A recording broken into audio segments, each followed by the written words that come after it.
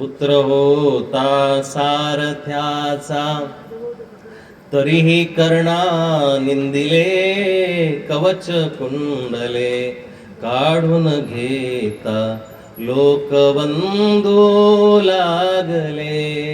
सारथ्याचा पुत्र म्हणून त्या कर्णाची हेटाळणी झाली, हिनवणी झाली.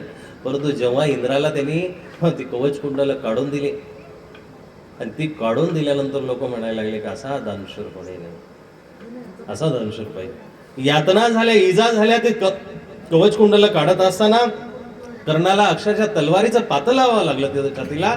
लोकांना त्याची पर्वा नाहीये, जखमा किती झाल्या त्याची पर्वा नाहीये, पण दिलं काय याची पर्वा आहे. आणि मग लोक तेव्हा स्तुती करतात, कवच कुंडले काढून देता लोकबंधू लागले, जे असे भाळी तुझ्या तोवरी तुझ सोसने, या जगाची रीत आहे निंदने मग वंदने. पहिल्यांदा निंदाच होईल, चांगल्याची निंदा होईल, पण त्या चांगल्याचा शोध घेतला जाईल, चांगल्याचा शोध घेतला जाईल. निंदा होऊ द्या, तुमच्या चांगल्या कामाची निंदा. अरे तो दिवस रात्र भजन करत असतो ना, एखादा म्हटला की काय बिनकामाचं भजन करत असतो, बडबड करत राहतो, म्हणू द्या, काही हरकत नाही. एखादा म्हटला काय वारंवार वारीला देवाला दर्शनाला जात असतो रे, म्हणू द्या ना, काही हरकत नाही. मी दारूच्या अड्ड्यावरती तर जात नाही, मी एखाद्या चुकीच्या कार्यक्रमात तर जात नाही, मी कुठे नाच गाण्याला तर जात नाही. तिथल्या जाणाऱ्यांची निंदा होत नसेल तर इथं समाज चुकीचा आहे. धर्माची निंदा होत असेल तर इथं समाज चुकीचाच आहे. त्या समाजाला तुम्ही गृहीत धरू नका. आपल्याला कसं चालायचं हे महत्वाचं आहे. आपण ज्या पद्धतीने चालू त्या पद्धतीने आपल्याला मनाची शांती प्राप्त होईल, त्याच पद्धतीने आपलं पुढचं तत्व ठरणार आहे.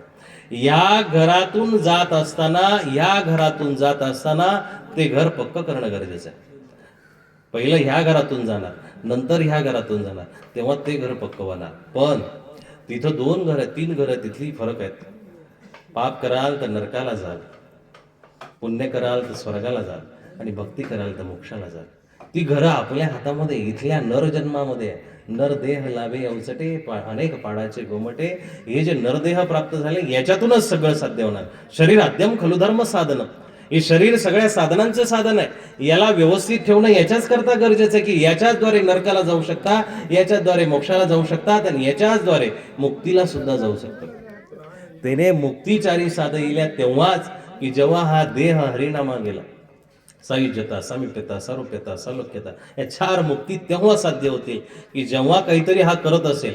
काही माणसं म्हणतात बाबा आपण सकाळी उठतो, मस्तपैकी काम करतो, काम दिवसभर मनोभावे काम करायचं, संध्याकाळी घरी यायचं. अरे बैल पण तसंच करतो, वेगळं काही करत नाही. तुम्ही काम करण्यासाठी जर जन्म झाला असता तर आहार निद्रा भय मैथुनमच्या सामान्यमेत पशुवीर नराना, सगळ्या गोष्टी त्यांच्यामध्ये आहेतच ना. भाकरी प्राणी खातात, त्यांनाही भीती वाटते, त्यांनाही 2-4 लेकरं होतात, त्यांनाही झोप येते, सगळं काही त्यांना होतं, तेही घरं बांधतात. तने तनसडी काड्या जमवी चिमणी बांधी खोपे, उडावता बळ पंखामधले पक्षी उडून जाई, कुणी कुणाचे नाही राजा कुणी कुणाचे नाही.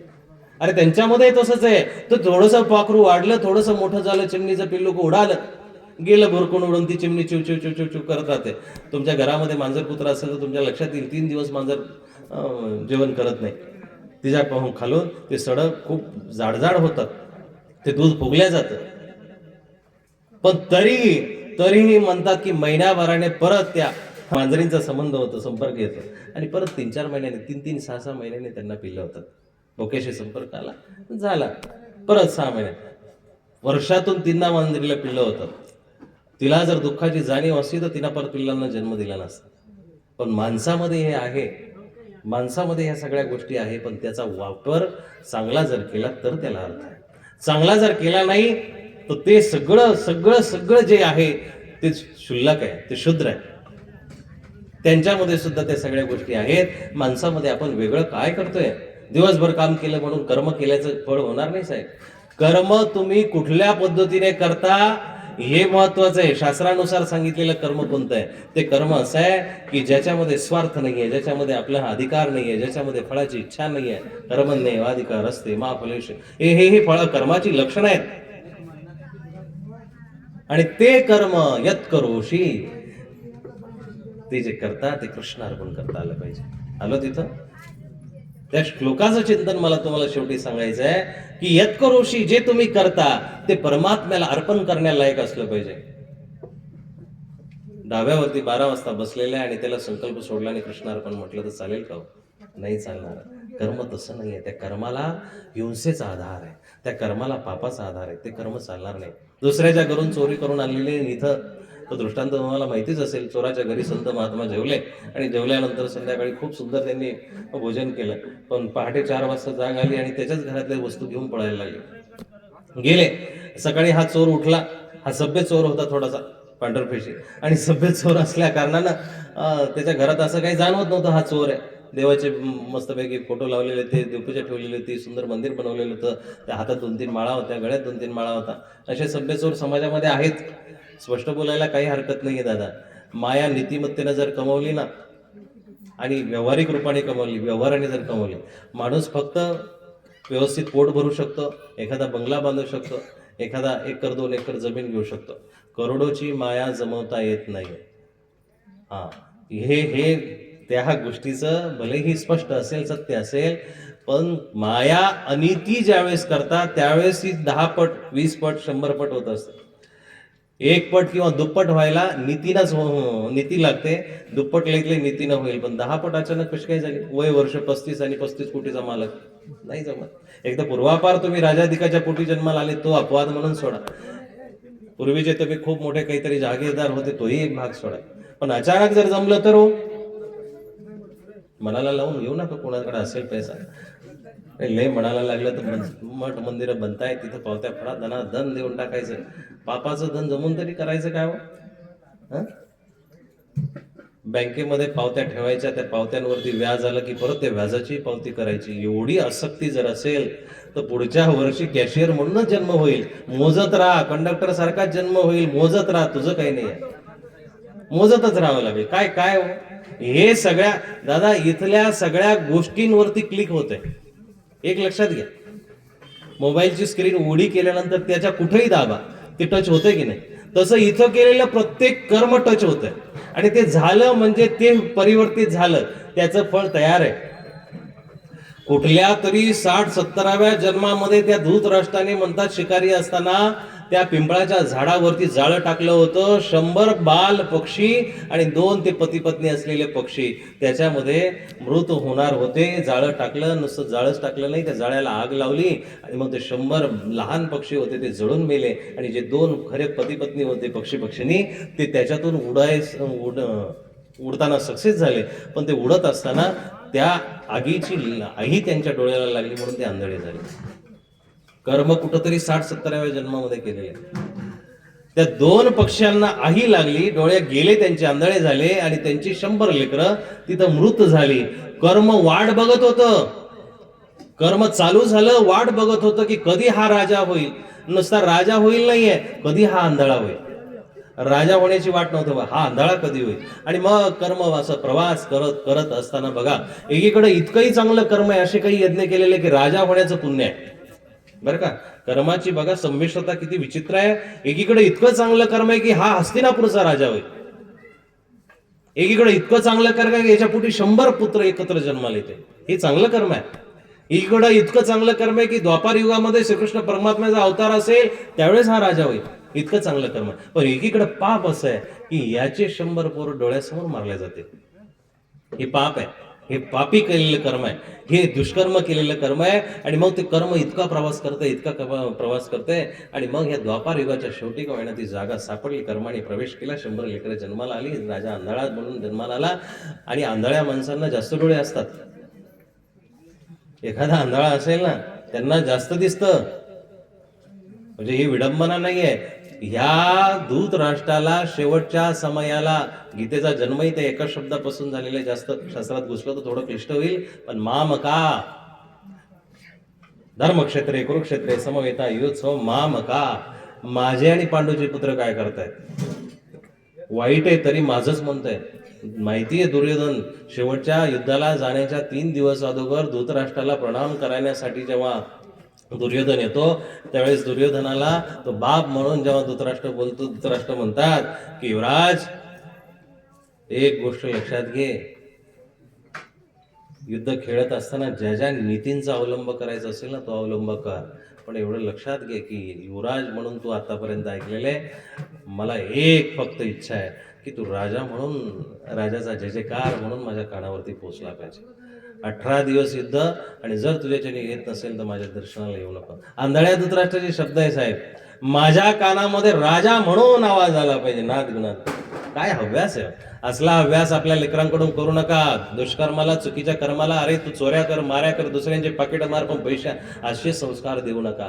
भलेही तो शिळी भाकर खात असेल, भलेही त्याला नाही जास्त काही कमावता आलं, भलेही त्याला गाडी घोडी बंगला बांधता नाही आले, नाही त्याला जास्त प्रपंच करता आला, पण तिचे संस्कार जर सुरळीत असेल तर तुम्ही तो लाख मोलाचा पुत्र समजा. तो तुमच्या पोटी खऱ्या अर्थानं रामकृष्ण आले असं समजा. उगाच आपल्या हव्यासापोटी की मी जे नाही कमवलं ते तू कमवलं पाहिजे. अरे का कमवलं? जर एवढंच कमवायचं होतं तर तूच कमवायचं होतं. त्या पोरांवरती काय बर्डन ठेवायचं?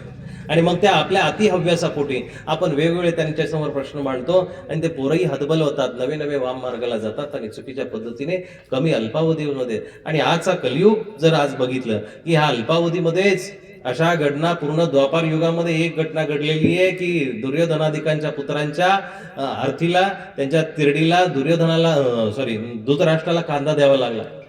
अशी एकच घटना द्वापार युगात घडलेली आहे. पण कलियुगामध्ये अशा घटना वारंवार घडतात की 35व्या वयाच्या पोराच्या तिरडीला जर एखाद्या बापाला खांदा द्यावा लागतोय. हे आपल्या असलेल्या चुकीच्या कर्माचं फळ आहे. आपण ज्या पद्धतीने त्यांच्यावरती बर्डन टाकलेलं आहे, त्यांच्यावरती भार टाकलेला आहे, आणि विशेष करून धनद्रव्याचाच भार टाकलेला आहे. असं आपण कोणी म्हणत नाही की तू जर 25-20 वर्षाचा झाला ना त्यावेळेस तुला नोकरी तर लागलीच पाहिजे, पण त्या नोकरीसोबत तुझी गीताही पाठ पाहिजे, तुझा हरिपाठही पाठ पाहिजे, तुला गाथाही वाचता आली पाहिजे. असा आग्रह का करत नाही हो? असाही आग्रह घ्या दादा. ही संतान नुसती फक्त प्रॉपर्टी सांभाळण्यासाठी, वस्तू प्राणी सांभाळण्यासाठी, जमिनी सांभाळण्यासाठी, आपल्या वंशवृद्धीसाठी नसावी, ती आपला धर्म सांभाळण्यासाठी सुद्धा असली पाहिजे. आणि वारं लांबचं जवळ यायला वेळ लागत नाही साहेब. रात्री दुबईवरती हल्ले चालू झालेत, पाकिस्तान तिथून जवळ आहे आणि पाकिस्तान जवळ भारत आहे.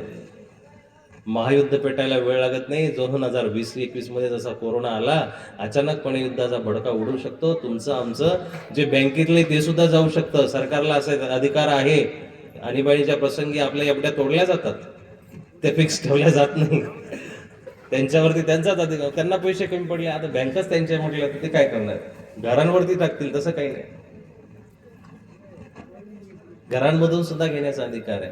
म्हणून आत्ताची घडी जी आहे ना, यत करोशी, जे तुम्ही करताय ते सुंदर पद्धतीने करा. अहो गुलाब कितीही कोमेजून गेला तरी त्याचा सुगंध कधीही संपत नाही.